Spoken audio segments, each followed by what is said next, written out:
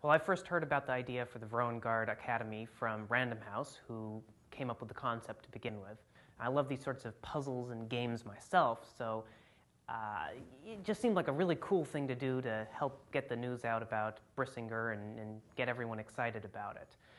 I had a couple of some contact with the game developers early in the process, and I got to provide a lot of information about names and people and places and events and timelines, so that was nice to be included, and I think they've been very faithful to the world. And I certainly hope that people have been enjoying the game, because I think it's a nice introduction to the land, and will help, convey some interesting new information to people who are already fans of the series.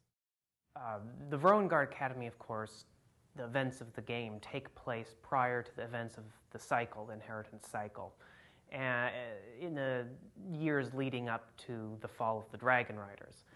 And one of the disadvantages, actually, of the books that I write is that in order to keep the pacing interesting in the story, there's a vast amount of information that I've been unable to work into the stories.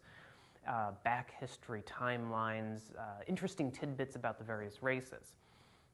In fact, in Brissinger alone, there was a very interesting side story that I had to cut just so the story wouldn't get bogged down as a whole. But there are all sorts of things that I would love to see people to be able to explore one day, or put to use in a larger game or some other expanded version of the world of Alagasia.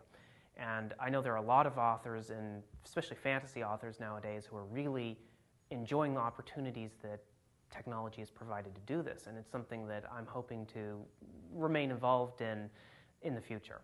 As far as my plans after the series are concerned, I have a whole bunch of stories lined up, and my plan is to take a bit of a break after the series is done, and then plow through. This is my goal, is I want to try as a test for myself to see if I can write 3 to 4 short to medium length stories, novellas/books, back to back in a couple of months. I don't know if I can do it, but I really want to try.